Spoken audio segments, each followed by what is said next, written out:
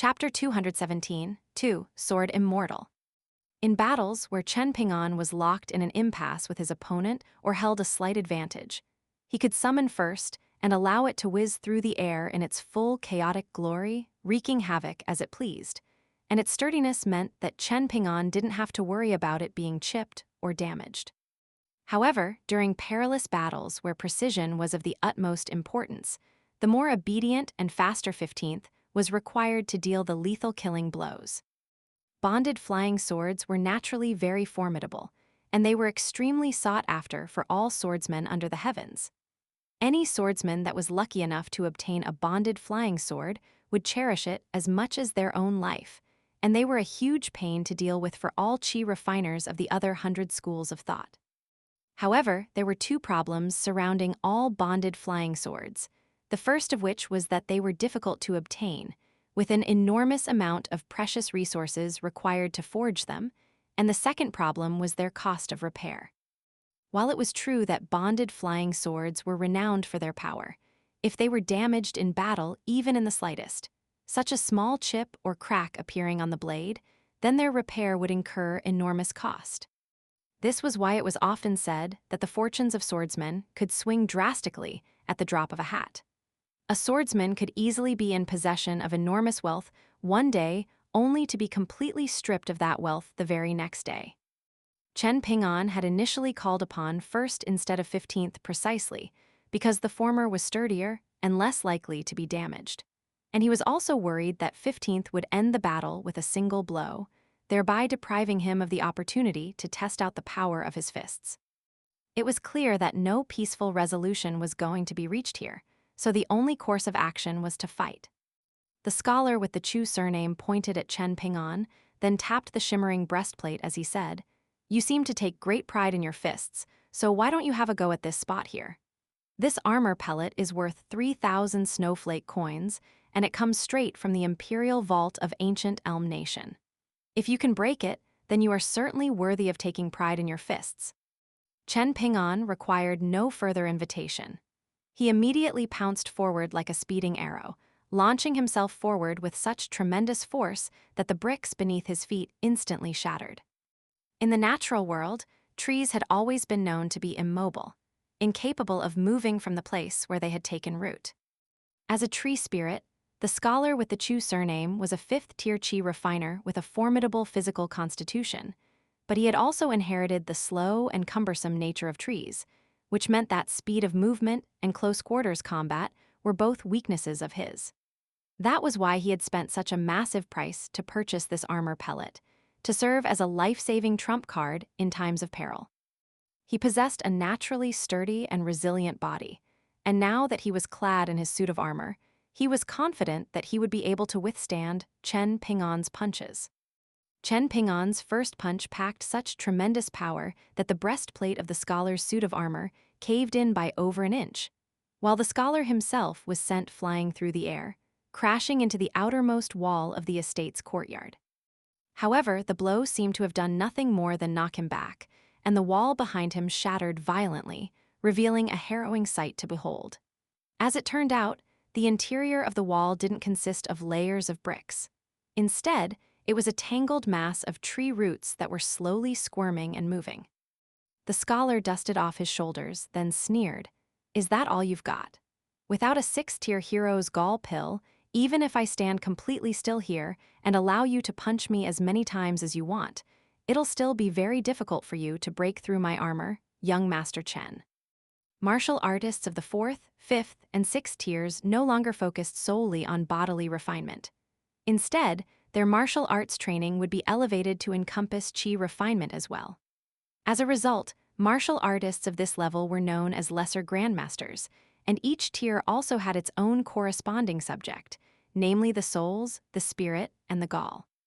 Upon fully mastering those 3 subjects, the martial artist's combat prowess would be elevated significantly, and not only would that reciprocate their physical bodies, it also made them better equipped to deal with chi refiners, as well as spirits and ghosts. With every single one of their attacks, their fist aura would be as scorching hot as the sun, allowing them to incinerate sinister forces. Chen Ping'an had struck the first blow exactly where he had aimed it, yet he didn't press his advantage. It was not because he had run out of strength after just a single punch. Instead, this was really only an appetizer for what was to come, and Chen Ping'an hadn't pursued the scholar as he had been startled by the strange tree roots exposed by the shattered wall behind the scholar. Could it be that these tree roots ran throughout all of the walls in this entire estate? In the backyard, erratic flashes of light that illuminated the night, and the loud roars of Su Yuanxia could also be occasionally heard. Chen Ping'an had already used up his 3 yellow paper treasure pagoda demon-suppressing talismans, but he still had the 2 golden demon-suppressing talismans concealed up his sleeve, as well as 2 land-shortening talismans. Prior to this, Chen Ping'an's punches had all been quite direct and relied solely on his baseline physical strength. However, Chen Ping'an decided that this was going to change. He adopted a very strange stance, taking a step forward before relaxing his arms and slowly clenching his hands into fists, performing the sequence of movements in an extremely smooth and fluid fashion. All of a sudden, Chen Ping'an's fist intent surged forth like turbulent floodwaters, and it was truly blindingly bright. From the perspective of the scholar, it was as if a radiant sun had risen up over the horizon, presenting a stunning sight to behold.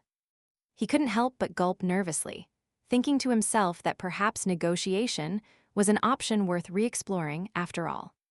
Why was it that he didn't feel safe, even in his suit of armor? This boy clearly still hadn't reached the 3 qi tempering tiers of martial arts, so how did he possess such unreasonably tremendous fist intent? For the first time, thoughts of retreat began to creep into the scholar's mind. At the very least, he had to be more prudent in his approach, instead of continuing to stand still on the spot like a tree stump, allowing Chen Ping'an to rain punches down upon him as he pleased. Right as he was about to move, Chen Ping'an abruptly vanished into thin air, then reappeared directly in front of him in the blink of an eye, drilling a punch into his breastplate. The punch packed tremendous power, causing the scholar to stumble to the side. However, at the same time, he heaved an internal sigh of relief. After adopting that proper fist stance, Chen Ping'an's fist intent had become extremely intimidating, but the power of his punch hadn't increased by much. Back in the bamboo building on Downtrodden Mountain, Qi Chan's grandfather had proclaimed that the key to his deity drumming technique was the first punch. As long as the first punch landed, the sequence would be commenced, and all of the subsequent punches would also land. Hence, Chen Ping'an had to ensure that the first punch struck his opponent, and as for how many punches he could unleash after that, that would depend on how many times he could swing his fists before he fell from exhaustion. Hence, in order to ensure that this first punch didn't miss its target, Chen Ping'an had even used a land-shortening talisman. After that, Chen Ping'an's punches came faster and faster, but they were only slightly more powerful than before. All of his punches struck the acupoints all over the scholar's body, and all the while, light was surging incessantly over the scholar's suit of armor. Wherever Chen Ping'an's fists struck, that spot on the suit of armor would abruptly light up, and it was truly living up to its reputation as one of the most prized treasures of ancient Elm Nation. Whenever the scholar attempted to evade Chen Ping'an's fists, he always found himself half a step too slow, rendering him unable to dodge the strikes. He was completely powerless to resist, and after copping 10 punches in a row, his face had turned deathly pale. His shoulder, his chest, his ribs, his abdomen, his back, his temple, his glabella, his knee, all of those important points on his body had been struck during Chen Ping'an's relentless barrage. Chen Ping'an's fists were as fast as lightning, and even more concerning was that Chen Ping'an's expression remained as calm as ever, while his breathing also maintained the same even tempo. His heart was so still, and every single movement of his was executed to perfection. He was fighting like an old monster that had lived for centuries. After 15 punches, the skin and flesh on Chen Ping'an's fists had been torn away, revealing some of the bones underneath. But this amount of pain certainly wasn't enough to slow him down. Compared with having the skin, flesh, and bones of his fingers being pulverized bit by bit, and compared with the agony of having to tear through his own skin and rip out his own tendons, this amount of pain was almost blissful to Chen Ping'an. At this point, the scholar had already revealed half of his true form, swelling up to 10 feet tall. His eyes had turned green, and his face was riddled with bulging veins. Beneath his suit of armor, it could be seen that his muscles were expanding, and they were becoming as rugged and knotted as the bark of an old tree. He crossed his arms to form a barrier in front of his face, and as he was sent flying back over and over again, he yelled with all his might, "Taoist white deer, mountain god Qin, we have to abandon our original plan. Come and help me. Hurry." Over on the hill outside the estate, the mountain god's expression changed slightly upon hearing this.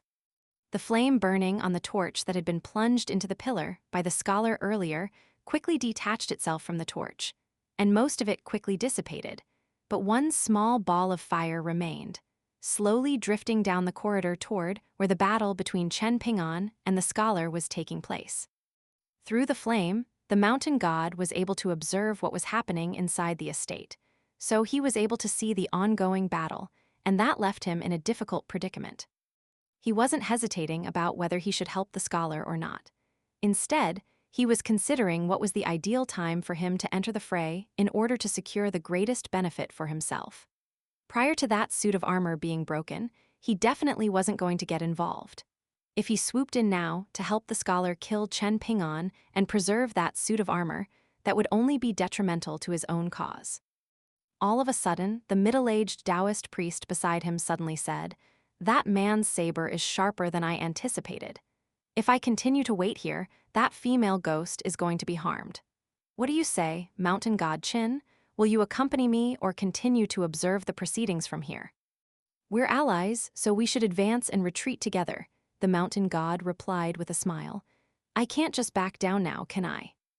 The Taoist priest burst into laughter, then tossed his fly whisk forward, and right before it landed on the ground, it transformed into a physically imposing white deer. The Taoist priest then flew onto the deer's back, and it rushed forward at a rapid speed, causing the Taoist priest's wide sleeves to billow in the wind. Thankfully, there were no mortals nearby. Otherwise, they would have most likely already fallen to their knees and begun kowtowing to what they would have surely perceived as a deity. Instead of using any mystical abilities, the mountain god merely took a step forward, and he immediately arrived by Taoist white deer's side. The white deer was rushing as fast as the wind, and it quickly arrived outside the estate. The Taoist priest sprang up into the air, and the white deer instantly reverted back into a fly whisk that fell into his grasp as he yelled, "Brother Chu, I've come to help you." Meanwhile, Chen Ping'an had reached his limit after throwing 20 consecutive punches, yet he was still unable to shatter that suit of armor. The scholar's soul was jangling in his body, and blood was flowing out of all of his orifices. He had also been forced to completely reveal his true form, and the entire corridor had been destroyed during the course of their battle, but the scholar had only lost his ability to fight. Thanks to his sturdy physical constitution and the suit of radiant armor, he was still able to ensure self-preservation so that he wasn't killed by Chen Ping'an's fist aura. Taoist white deer came descending down from the heavens, while Chen Ping'an withdrew his fist before gently patting his sword, nurturing gourd. A streak of white light instantly flew out of the gourd before striking the breastplate of the suit of armor, which already severely dented. All of the light on the suit of armor instantly converged to the spot that was struck by the streak of white light, and a faint crack akin to the sound of shattered chinaware rang out. The streak of white light was repelled, then vanished in a flash. The scholar was horrified by this turn of events, but the alarm and horror on his face then quickly turned to elation. His armor had managed to withstand the blow, so he was still alive. However, in the next instant, he felt a burst of sharp pain in his glabella, and his hulking body came falling back in a lifeless fashion. On the brink of death, he roared in a furious voice, "How dare you? You'll pay for damaging the foundation of my great Tao." After delivering this threat, his body suddenly transformed into a large chunk of withered wood that quickly decayed into dust. At the same time, the suit of armor also returned to its ball-shaped armor pellet form. Chen Ping'an's brows furrowed slightly upon seeing this. As it turned out, after the emergence of First, 15th had also flown out of the gourd at a far greater speed than First. While all of the spiritual energy in the suit of armor had converged to the armor's breastplate to keep First at bay, 15th had pounced on the opportunity to pierce through the scholar's glabella with ease. Standing atop the wall of the estate, the mountain god exclaimed in a horrified voice, "Those are bonded flying swords." He then turned and took a large stride backward, quickly appearing 10 kilometers away with sweat pouring down his forehead. "Shit, there's a sword immortal here." Taoist White Deer had only just landed in the courtyard, yet he also sprang back up into the air and immediately fled for his life. While in midair, he tossed his fly whisk forward, and it transformed into that white deer once again. It galloped faster than the wind as it carried the Taoist priest away into the distance. Chen Ping'an was rather flabbergasted. "I'm just a martial artist who's only been practicing fist techniques for less than 2 years. How have I become a sword immortal? I'm not even a swordsman at all."